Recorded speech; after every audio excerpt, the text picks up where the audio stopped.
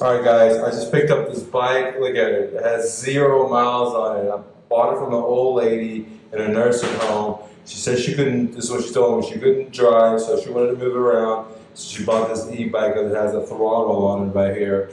Look, this is a $800 bike plus tax plus shipping.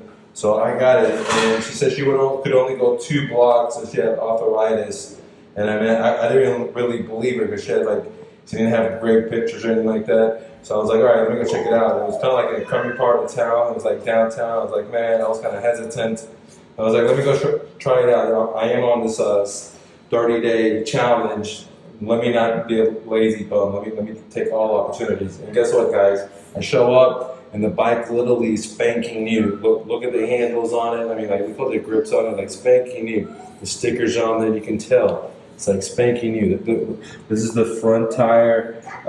I rolled it a little bit, and that's where you see the dust, but you can even see the nipple tires on there, guys. I mean, it's like spanking new, you know? I mean, like, doesn't have a mile on it. Like, I rode it for just around the block too. But once I saw it, I didn't even need to test drive it. I just wanted to turn it on. I'm not saying this is a home runner, but like if you're gonna use this thing, it's a great home runner. You know, if you're gonna use it yourself. You're buying basically a brand new bike, 2 keys, charger for half the price. You know what I mean? Like 50% off. Well, where can you go do that, guys? The new Flip 30-day challenge at Flip Fun. If you're interested, there's a link below. When you download my course, it's a copy and paste smart game that helps you make money.